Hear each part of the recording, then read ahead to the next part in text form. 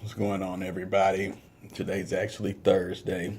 Usually do my midweek pickups on Wednesday, but extremely busy lately, and I could not get to it yesterday because of work or whatever. But try not to ever miss a week. So this week I would kind of want to talk about relationships, mainly marriage, but um, dating world too, or whatever. Even though I don't haven't been in it in so while, I don't really know what it is or whatever. But I see things and I hear things. So let me first start off by saying this: you're never too old to ever learn something new. I say that because a few weeks ago I was in this class at church, and it was a discipleship class, and I met a lot of older guys there. I think I was probably the youngest guy in the class and everything, and it's so much knowledge that you can share with somebody, and also that you can pick up with somebody, especially somebody that's older and that's been through some things. With that being said, talk to my married folks right now.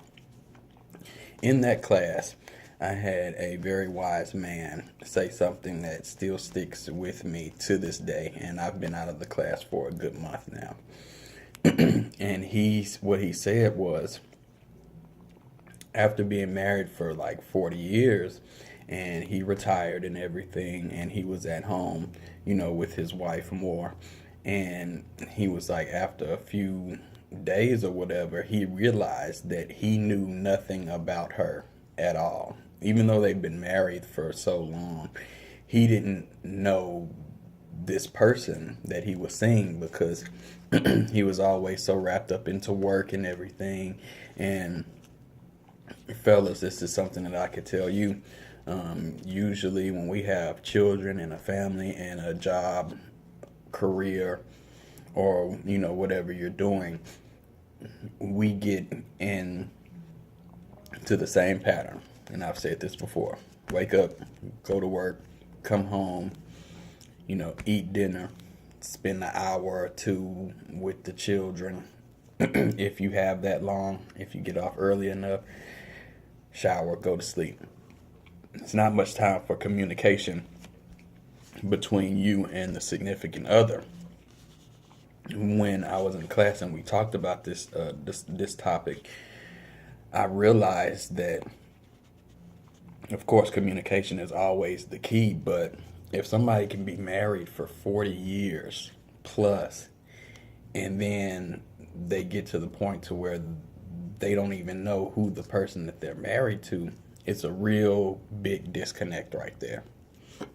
So communication is very, very important. No matter what, make sure that you're communicating in a way to where you're learning something about the person that you're with. And don't think that you already know everything that there is to know about a person, because people are supposed to grow. People are supposed to evolve.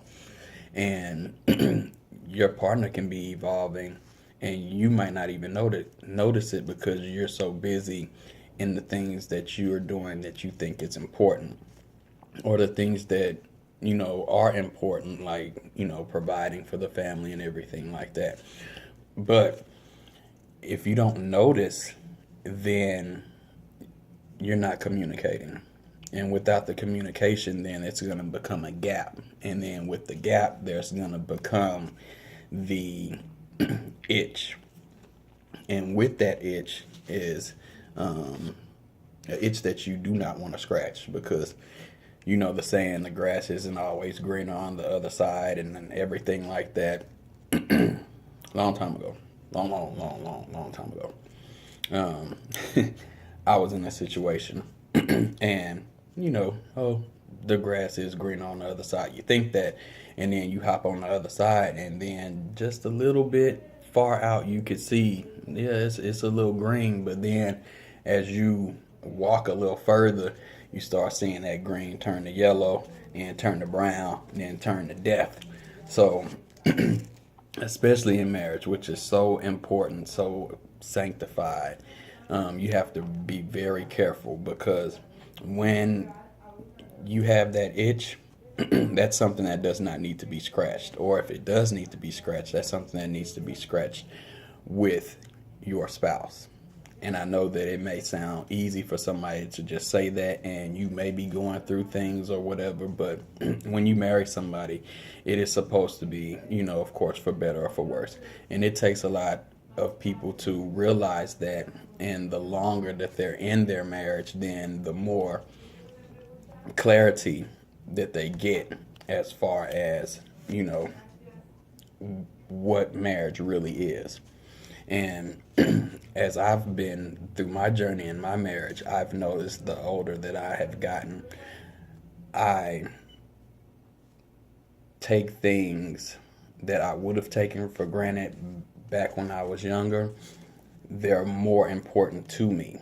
But at the same time, I might know that, but if I'm not communicating that to my significant other, then it's no room for growth. So, with that being said, let me get on the little dating topic. I'm not in that field, but what I see, especially with social media, is people are looking for the wrong thing all the time, or they think they're looking for the right thing, but they actually end up going out finding the wrong thing. Skin is not always sexy. Females, you don't have to show everything to be sexy. You don't have to do it. Fellas, you don't have to show everything in your wallet, in your pocketbook, what I'm saying, to attract what you're trying to attract. Because when you do that, that's when you attract the wrong type of person. And then when you keep doing that, that's when you keep attracting that wrong type of person.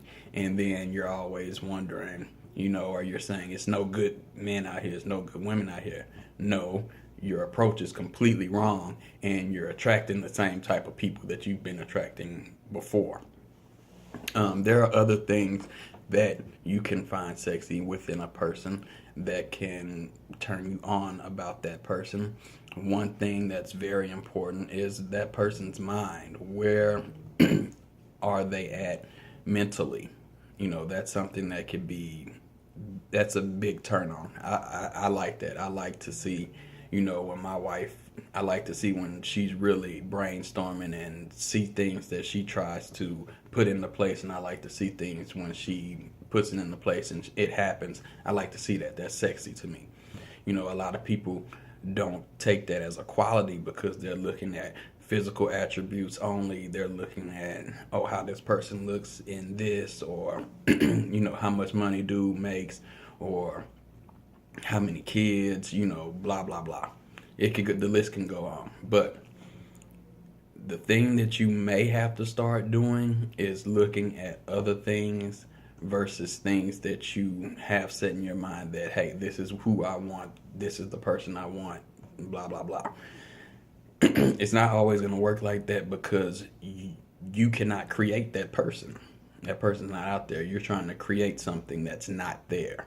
What you need to do, and I'm not saying lower your standards or nothing like that. That's not what I'm saying. I'm saying reevaluate what you really think that you want, especially if you want something longevity. With that being said, I guess I'll just leave it at that. I will get back with y'all next week. I have started a GoFundMe account for my business, Breaking Bread Barbecue. So I do post it on Facebook and Twitter and everything. So everybody out there who watches, if you feel the need that you would like to contribute to the cause, please do.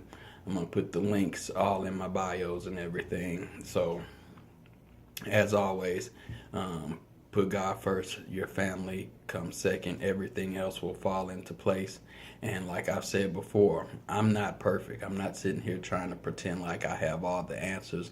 I'm just trying to say some things that some people might need to hear, and some things that I may need to hear. This is therapy for me. I'm learning from this just like somebody else who just clicked on it and was like, let me see what he talking about today or whatever. So we're all growing, and the plan is for everybody to evolve. Self-progression is the key. With that being said, I'll see y'all next week. It's National Prayer Day. Thursday, what's today? The 7th, National Prayer Day. Say a prayer. Pray for your family. Pray for your friends. Pray for strangers, homeless people. Just sit down, take a few minutes out your day today and say a prayer. Because believe me, it's a lot of people out there that need it. That being said, I'll see y'all next week.